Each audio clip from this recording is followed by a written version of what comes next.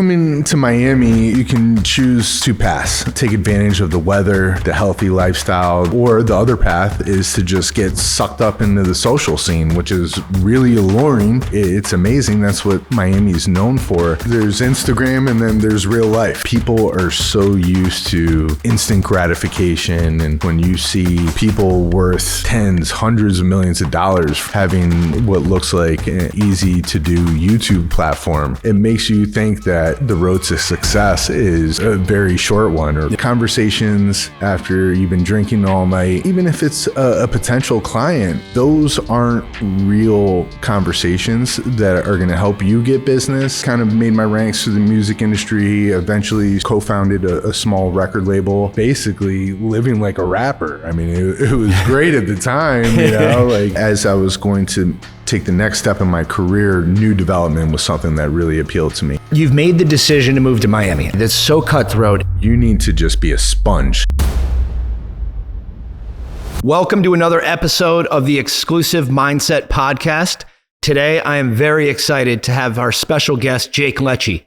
Jake is a rockstar real estate new development agent in Miami. And today we're going to learn about what it takes to grind and be successful in the real estate business. We're going to talk about Jake's journey. If you're looking to get into real estate, you're going to find out exactly how to do it right here. And we're going to learn through Jake's journey. So Jake, thank you very much. You know, for having me. Absolutely long time coming, man. I'm very excited. Yeah, me too. I was able to watch you through your journey. And I think it's just so special on sort of how you kept grinding and you know, what you're doing down there in Miami. So I'm really excited to have you. And I think through your story, there are tons of people that can learn sort of the ups and downs and what to do and what not to do in this process. So if you wouldn't mind, just tell us a little bit about your background and let's jump into it. Sure. Yeah. So, you know, I've had quite the journey as most real estate agents do. You know, I originally, fresh out of college, had the Hollywood bug. So I wanted to be in show business, music industry. I locked in a career path with Paradigm Talent Agency in Beverly Hills. So I worked under some of the biggest agents at that agency, really saw the mechanics of how that industry works, was able to assist them with their clients and booking engagements with motion pictures and television. And at that point, you know, I loved LA. I was living in Beverly Hills. It was an awesome time to be out there. But I had some opportunities back on the East Coast in the music industry. When I was in college, you know, I was always into hip hop, and growing up, always been into hip hop. So a lot of the rap music industry exists on the East Coast. And I, you know, while I loved the talent agency dynamic, I just really wanted to be in that industry. So came back to the East Coast. At that time, 50 Cent had purchased Mike Tyson's old house in Farmington, Connecticut, which was right next to where I lived. And one thing led to another. I met him and his team through some mutual friends and started hanging out at that house quite often. Yeah. And through that, developed a relationship with DJ Who Kid and started assisting him with bookings and things like that. After that, I was general manager of the largest nightclub in Connecticut, which was a hip hop nightclub. So through that, I met countless rappers. Probably the most standout person that I developed a relationship with at that time was French Montana. And French and I go way back. I was actually the person that inadvertently made the connection between him and Max B happen. Booked them for their first shows, booked French for his first show. And one thing led to another. I ended up working out of the Universal Music Group offices in Manhattan. I was working as a content contributor and producer for Vlad TV, basically since the website's inception. And through that, just kind of made my ranks through the music industry. Eventually started, co-founded a small record label, which has since flourished. And I was out touring, doing a lot of management type of activities with different artists, a lot of marketing, a lot of PR.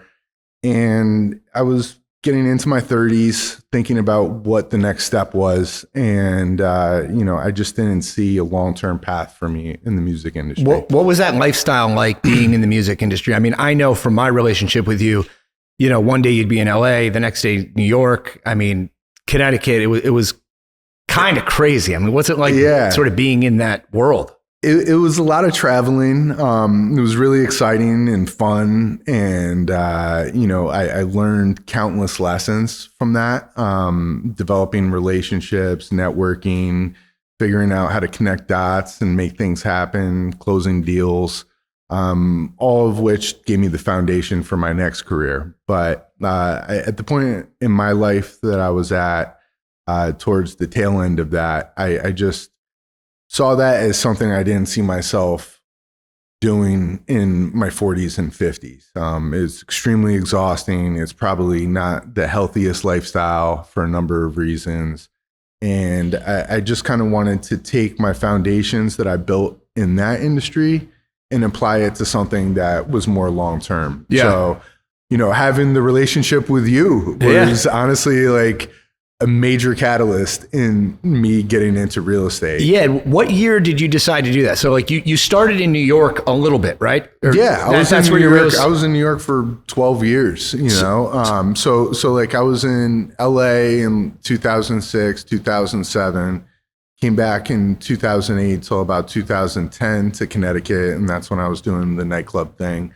And then from 2010 till 2016, I was in New York City working in various capacities. I worked for a management company. We managed Kamani Marley and Havoc from Mobb Deep and some other big artists. And, I was loving it. But at the same time, like I said, I just didn't see that as a long-term play for me. So I ended up getting my real estate license in New York in 2016 and started with Compass shortly thereafter. Excellent. Yeah. And then, so what triggered the move, like many people are doing now?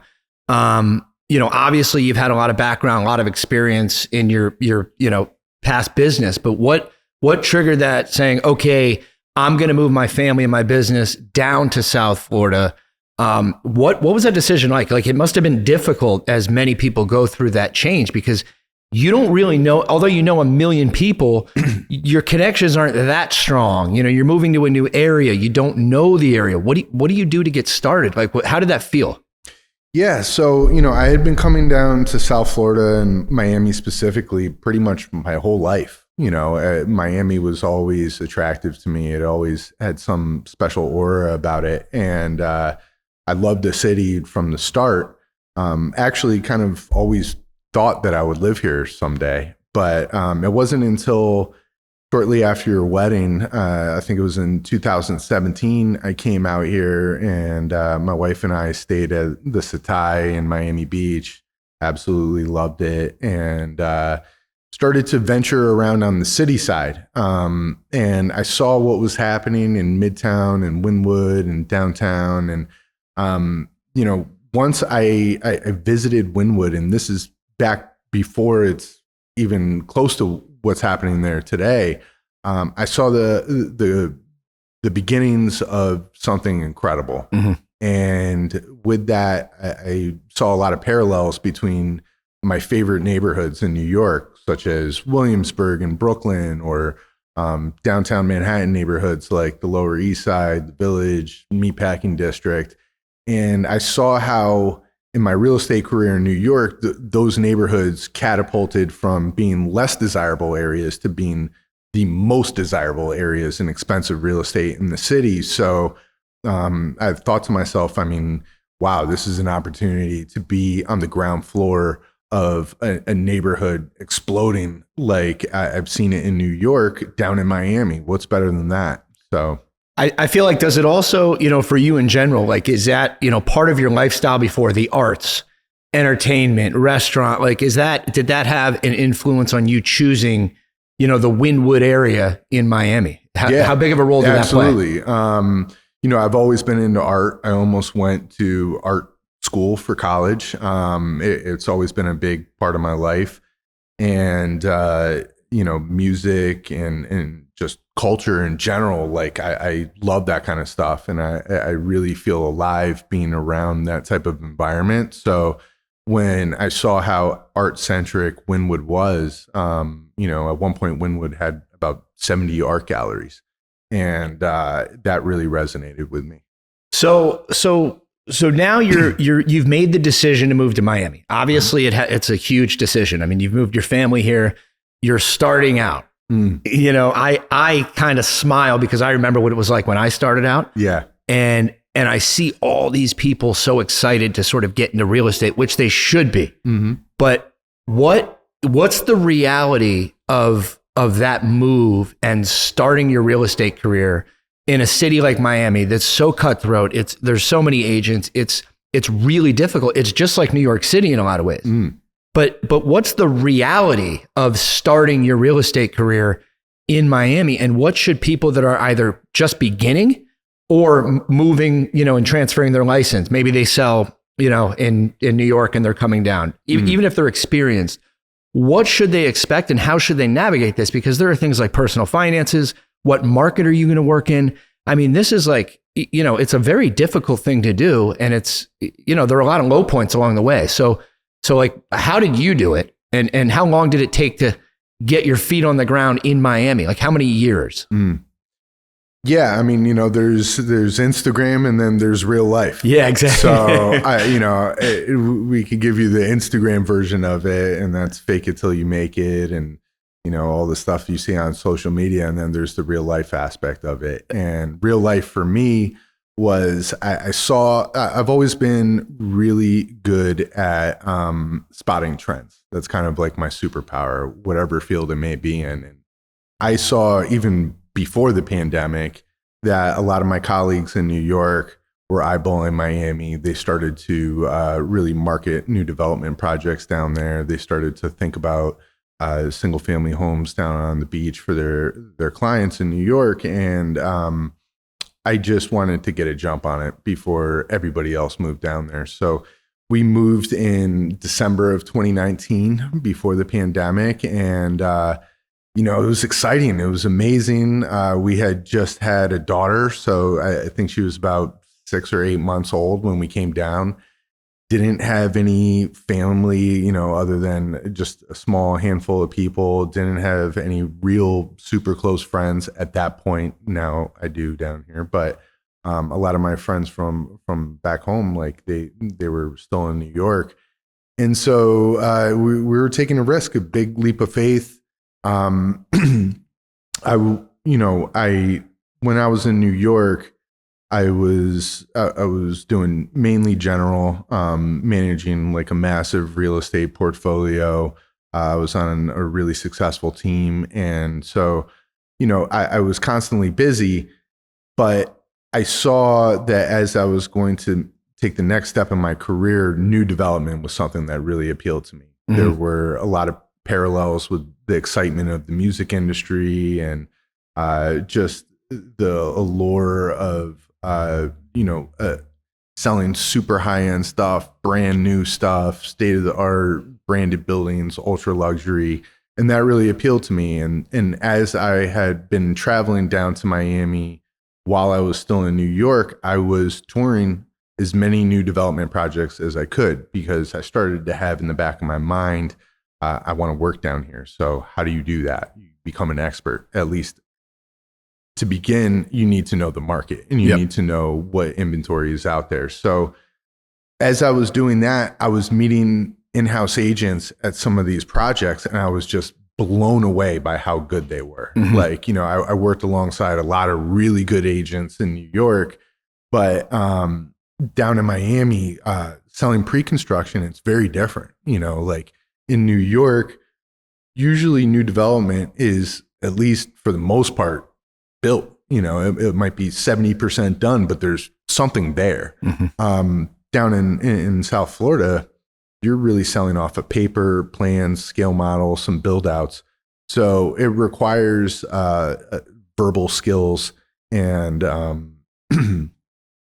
just a way to entice buyers to buy something and believe in a dream. So, I think in order to really become successful, first off, you have to put in the groundwork. And there's a lot of groundwork in terms of learning a neighborhood, learning the city, learning the ins and outs.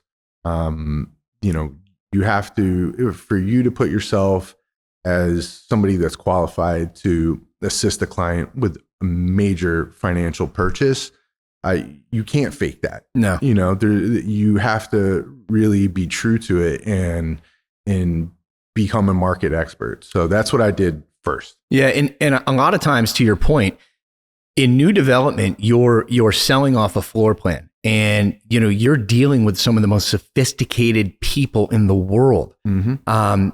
As an example, one time I was in Miami with a client, and I think we both know the agent who's fabulous, very good at what they do in new development.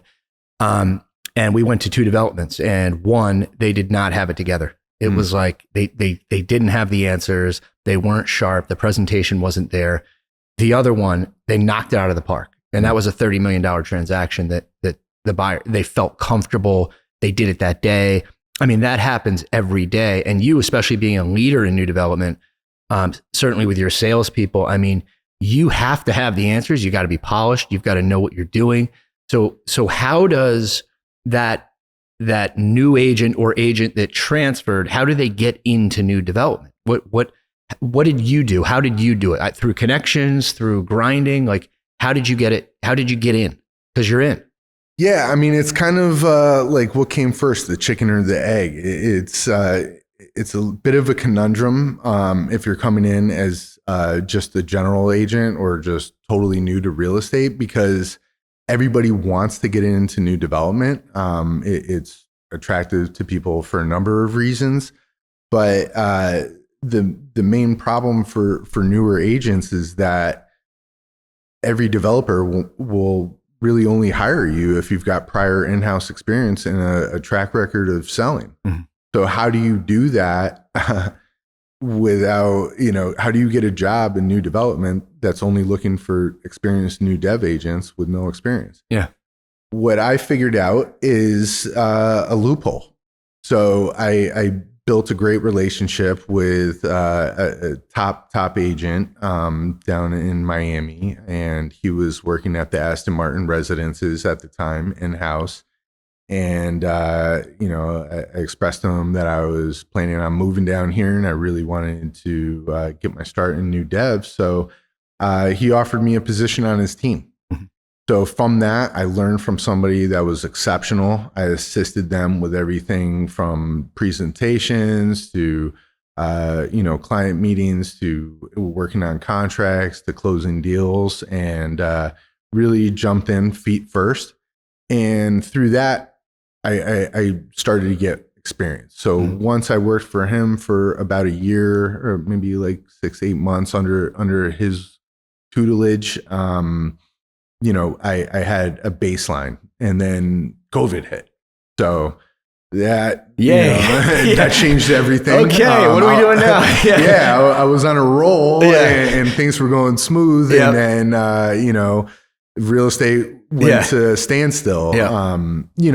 After COVID hit, that changed everything. Real estate was pretty much at a standstill. Luckily, Florida handled things much better than other places, so it didn't last for too long. And during that time, it was kind of a transitional period for me. And one of my colleagues from New York, who I worked with at Compass, shout out to Taylor. Yeah. He had a position with a brokerage down here, and they had recently just signed the Diesel Wynwood project. Yep. So he knew my background, knew my style, and thought that this was a perfect opportunity for me. So made me an offer to join officially as in-house on that project. So the guy I was working under, he was going through some changes himself and was leaving that project to go on another. So I had a decision to make, and took a leap of faith and took the job. And what actually happened was the sales director that was planned for Diesel, he left unexpectedly, took another project. So I had a relationship with him. He was one of the agents that I met when I was touring projects while I was a New Yorker. And he suggested me to be the sales director. So that pretty much fast-tracked my career and got me into a leadership role, which, I really enjoyed and felt fulfilled by. So what I always say in residential, when you're starting out, you have to get in the game somehow. Like, so I would say join a team, do whatever like you did, like I did. You got to check your ego at the door. Totally. What do you need? Let me grab you a coffee. How can I help your team? Yeah. Even if it's not selling real estate, whatever it is. And it sounds like with the friend of yours or a connection, getting you in the door was really, what helped you. I just think so many people come down and, financially, that's the other thing. I mean, I remember it took me 5 years really to start making any money. I mean,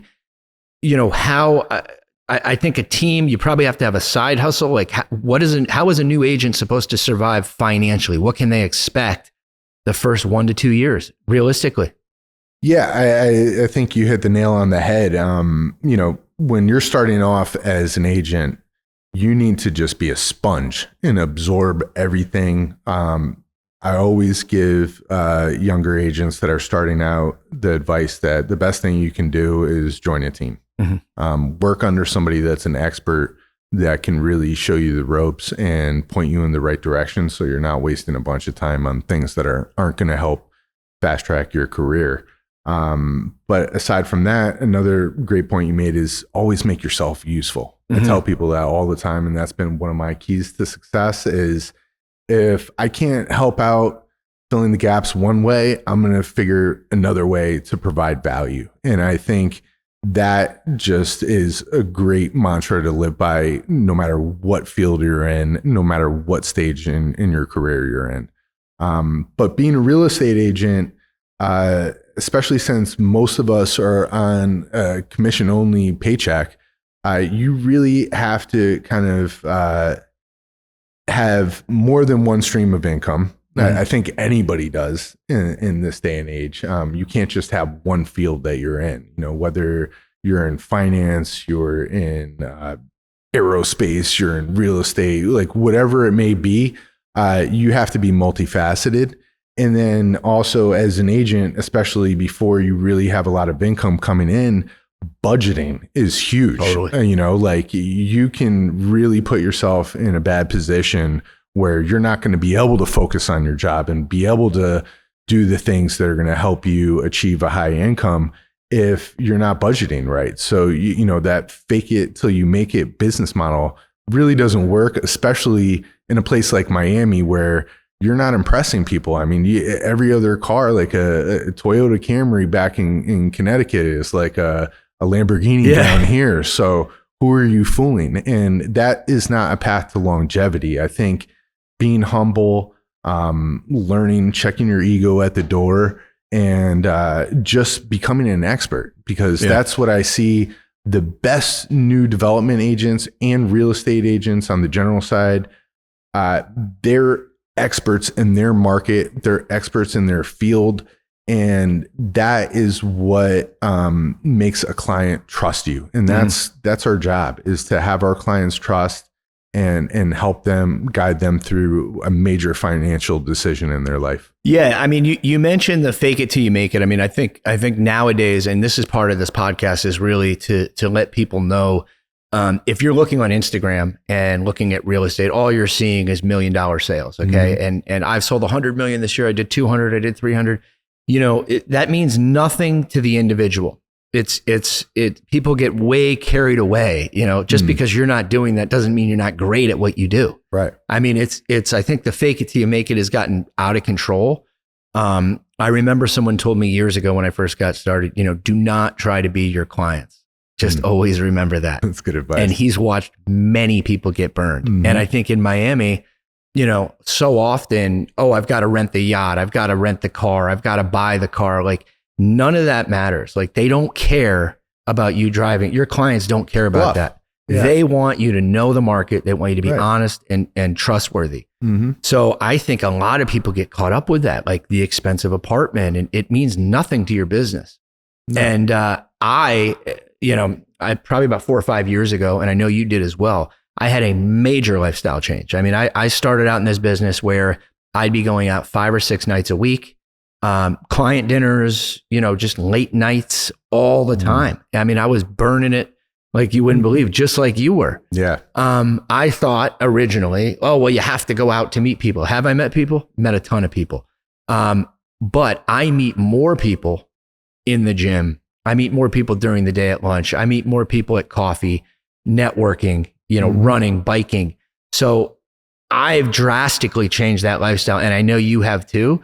So share a little bit about, how your lifestyle is and how that's changed, and you've become more successful because of it, and you, like me, used to go out all the time. We were in every scene there was. So how has that changed for you mentally, physically?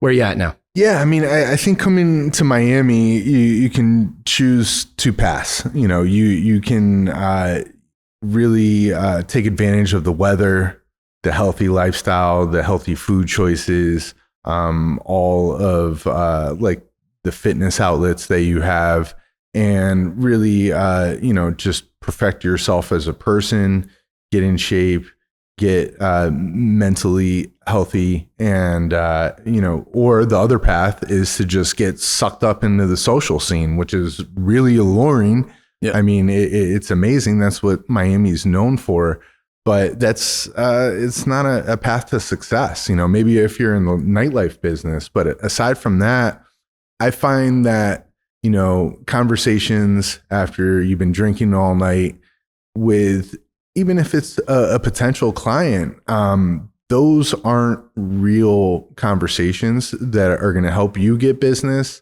and they're not lasting memories. So like you said, meeting people for lunches, meeting people at the gym, or, just something that's more productive time-wise is going to really improve what you're trying to do. Don't have transactional relationships. I always try to forge real relationships with people. So don't think of, a client, just call them whenever you have like a hot property you want to sell, or a new listing, or you want to show them something. Actually build a real relationship with them, ask them how their family is, like keep tabs on their kids' birthdays and important things to them, to make that be like an actual long lasting relationship. I think that's really important. And then, in terms of what I went through, like I said, I was basically living like a rapper. I mean, it was great at the time, like hitting the nightclubs, VIP, bottles, the whole shebang. And, it took a toll on my body. And, my sister, after the pandemic, went through a real serious health scare, and it just put things in perspective for me. So I realized that I wasn't a spring chicken anymore, and it was time to get serious about my health. So I completely eliminated alcohol. I figured that was one of the vices that I didn't love so much that I couldn't just cut it out of my life. And after I did that, I mean, it was just to the moon. Like every aspect of my life got better. I feel like nowadays people are starting. I mean, by the way, if you do consume alcohol, this isn't no big deal. I'm not trying to judge anybody, but look, that's just what worked for me personally. Totally. And my lifestyle has changed that way as well. And it's just, I don't know. It's almost like a power drug. It's like you remember your conversations, you're up early, you're getting after it. I think we're also seeing a major transition in, society in general, where people are sort of getting it. You don't have to do that anymore. It's almost like, I think when we were growing up, it's like going out for drinks. It's great. I mean, there's nothing wrong with it. But if you're trying to be super successful, it's just not the best thing to be super clear, mental clarity, getting up and getting after it, especially when you're on the health kick, taking care of the family. And I think, being in the real estate business, you can go have a great night with your friends and stay out all night. You might get a call at 8 a.m. saying, hey, Jake, I need you to open up, the development here. Yeah. I've got a big client coming in. So you never know when things are going to pop up. So, I mean, for me as well, it's been incredible. And I know from watching you, it has as well. And I think the message is, you don't have to, if you think you have to go out to every opportunity and meet these people and stay out all night, it's not the case anymore, especially with social media and these other things. So yeah, there's so many other ways where you can catch people and engage with people that you don't need to be in that type of social environment. And again, if you like to have some wine every now and then, some drinks to take a load off, I'm not telling you that that's a bad thing to do. It's a case by case basis, whatever works for you personally. But I just feel like you said, I just feel 10 times sharper by not waking up hungover in the morning, groggy, wondering, what I have to do today. Like I'm on a mission every day. And, and then throw being a father in the mix. Oh yeah. I've got no time to play around. So, very focused, very driven. And if you want to have that laser point precision on what you're doing, you need to make some sacrifices one way or another. Totally. The age thing doesn't help us either. I mean, you hit 40 and it's like, oh, you want to see a hangover? We're going to show you. Yeah, exactly. I remember in my career starting out, first 5 years, I was like so close to quitting so many times. So I'm sure you've thought that too, due to frustration. This isn't going anywhere. Then COVID hits you. How did you not quit? You could have done a million other things. I guarantee you there are many, many people out there, and there are many people that seem successful and are doing business that are still very frustrated and just like, I can't do this another day. How do I keep going? So when you hit those rock bottom moments, we'll call them in business, we all have them. How did you not just pack it in and leave? How did you fight another day? Like, what was it about that?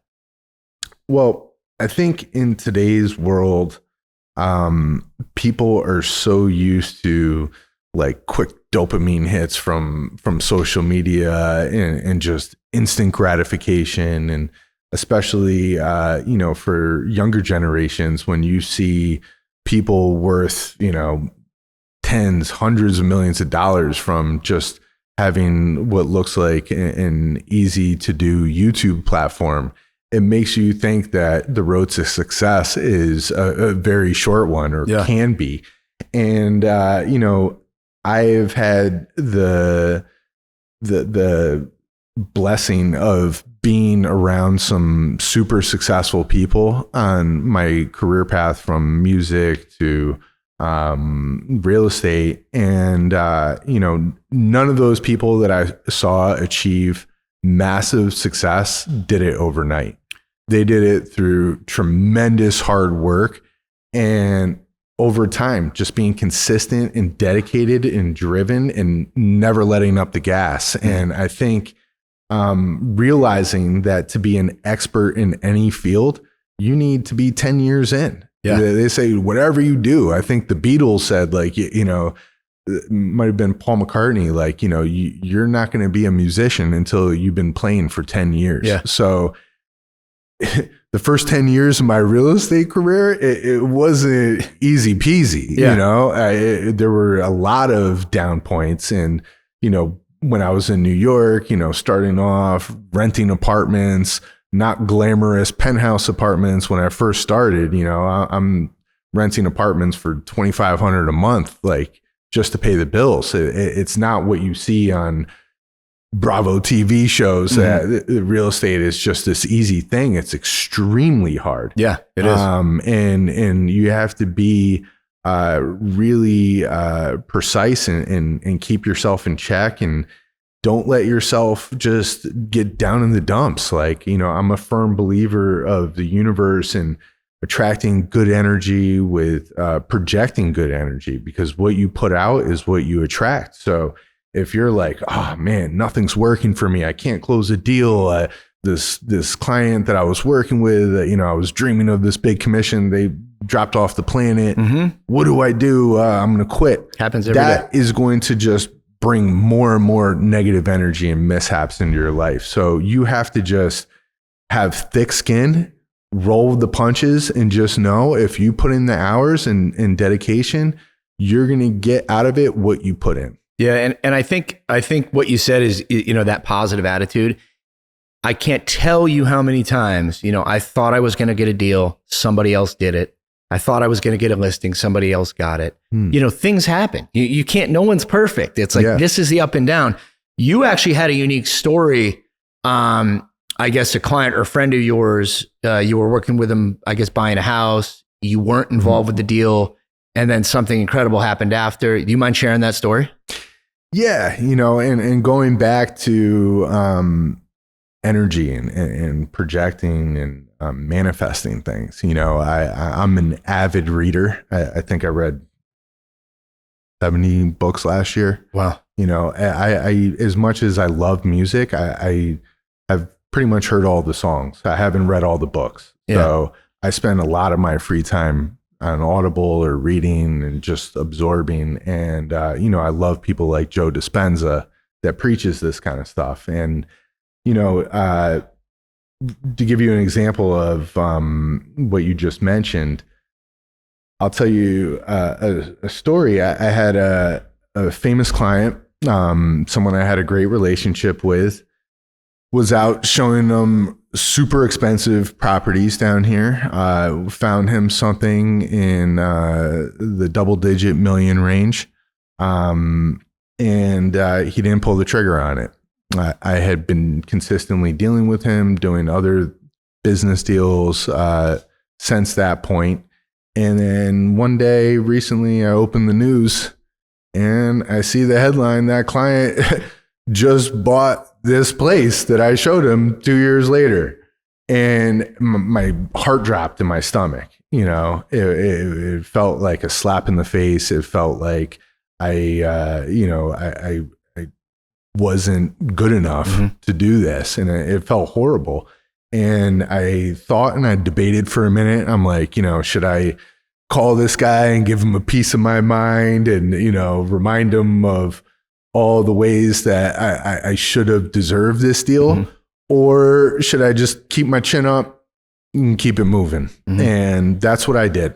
I decided to, I told him that I was disappointed that this happened. Luckily, I didn't lose my cool, and he explained that it wasn't the way it was perceived in the press, and there were a lot of other complexities that led to him using somebody else, and said, you know what, man, forget it. Bygones be bygones. Let's focus on the future. And since then, we've done some incredible things together, and we will continue to do that. And hopefully I'll help him sell that place one day and buy another place. But I think the lesson is again, just have thick skin, learn how to have these foundations to your relationships that they're not transactional. And if you don't get one deal, you'll get another. And just to have that vision and determination to not let up and keep a positive attitude. Yeah. And I think it goes back to just dealing with failure.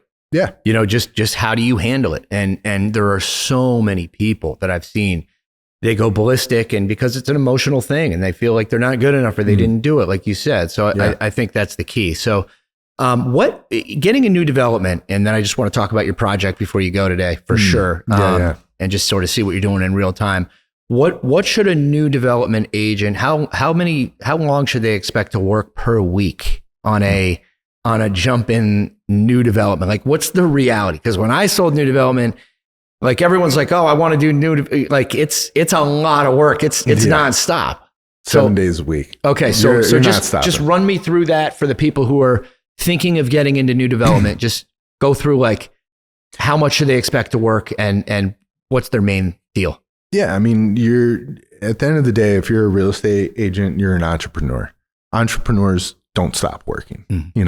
Even when you're a very successful entrepreneur, it's like more money, more problems. You're going to keep needing to work more. So, your output is a direct result of what you're doing to generate business. So I would say just be prepared to work around the clock and devote every ounce of yourself to becoming successful in that career. And again, new agents, when I start them off on my team or I'm giving them advice in new development, learn everything. Be an ultimate expert on the project, on the developer, on the neighborhood, on the competition, on what's happening just in general in the economy in the city or the market that you're in. And, the more answers that you have to clients' questions, a buyer is going to come into your sales gallery and ask you some of the most obscure questions you've ever heard in your life. So if you don't do the groundwork and learn this stuff front to back, every time you have to tell a client, let me find that out for you and I'll get back to you. Yeah. Now you've just moved the needle from closing the deal to not closing the deal. And every time you don't have an answer to one of those questions, that's a strike against you.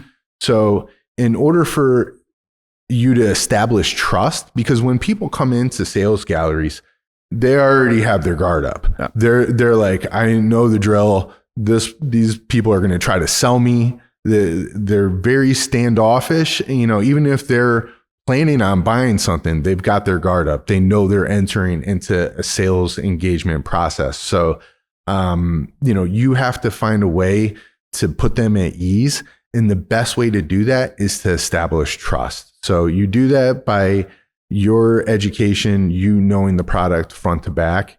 And that's the best way for you to start that. How many meetings do you guys have per week, and how often are you communicating what's going on to your developer?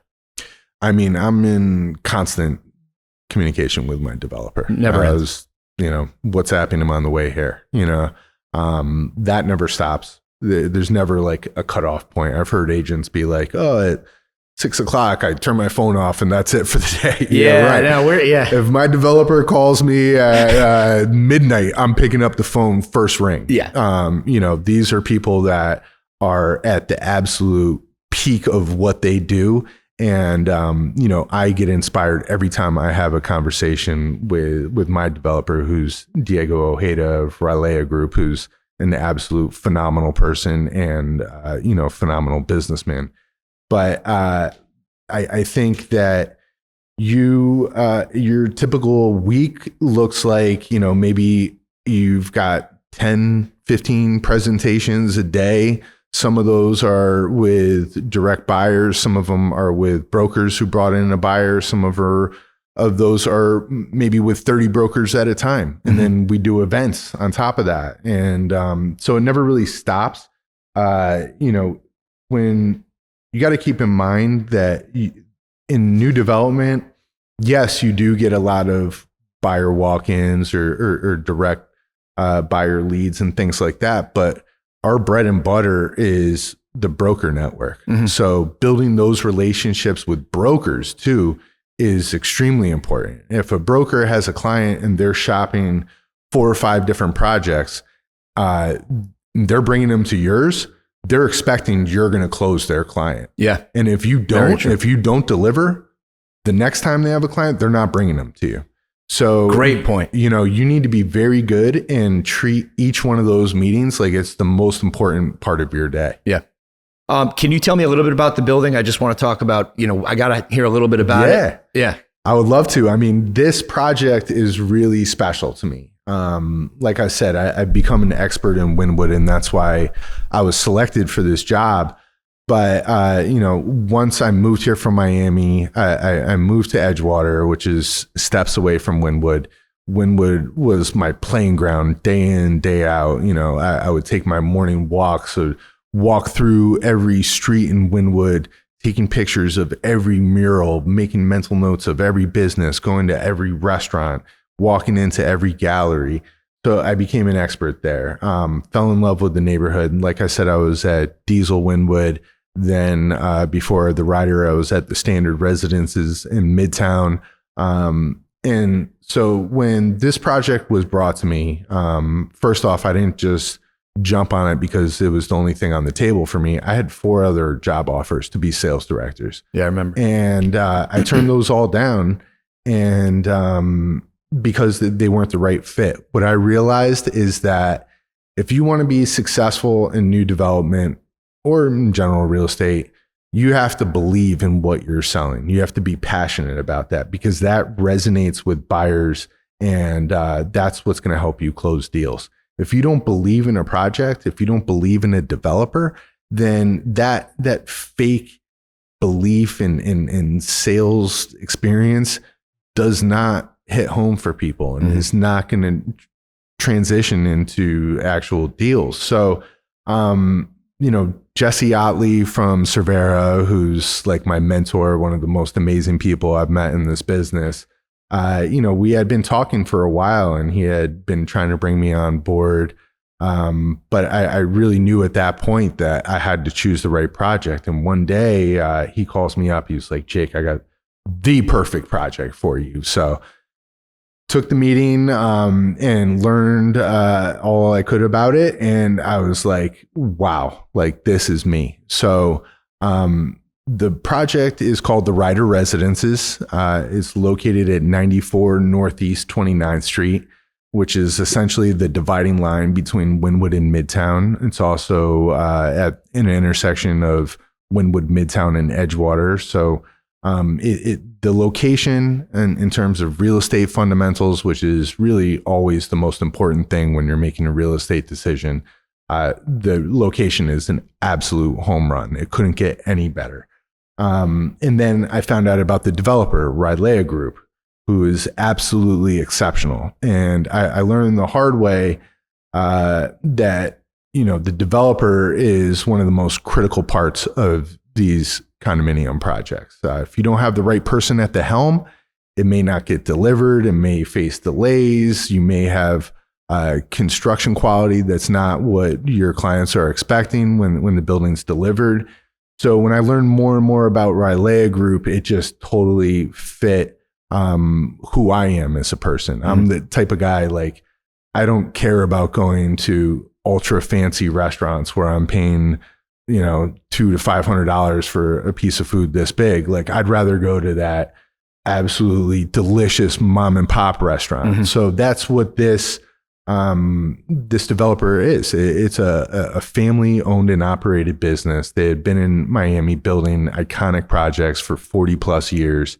And this was their segue into the Wynwood neighborhood. They had already transformed Brickell and helped turn it from just a metropolitan neighborhood into what is now known as like Wall Street South, the major financial district. So they're planning to do the same thing in Wynwood, and the Ryder is their entry into that neighborhood and is their baby. And when I found out the details of the aesthetics of the building, I mean, I just fell head over heels. I mean, it's music, it's rock and roll, it's Americana. There's somewhere around $1 million worth of art in the building. The developer partnered up with one of my favorite photography galleries in New York, Morrison Hotel Gallery. So we've got signed and numbered beautiful pieces all over the sales gallery, which will be in the building. And then the interior designer for the common areas, Rodica, totally different, not just like a normal condominium interior designer. They specialize in doing interior design for private jets and mega yachts. So totally unique. The location is a home run. The developer is a home run.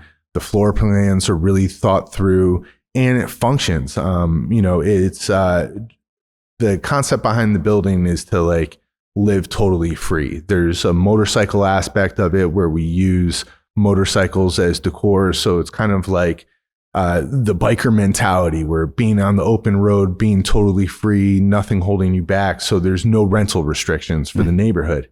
And that wasn't done just to be another like Airbnb type of property. It was done because it makes sense for that neighborhood. Wynwood has become a major tech hub. Amazon just announced that they're taking out over 50,000 square feet of corporate office space. This is at Wynwood Plaza, which is a 6-minute walk from our building on the same street. And, there's countless other major companies like that in Wynwood. You've got Sony, PricewaterhouseCoopers, Founders Fund, Spotify. So a lot of these people are young, successful, business people that are considered digital or digital nomads. Mm-hmm. And so that means that they may be in the Miami office one week, they might be in New York one week, they may be in California one week. So the concept behind the building is creating an environment where the amenities are amazing, the lifestyle, the aesthetics of the building are amazing, the furniture is amazing.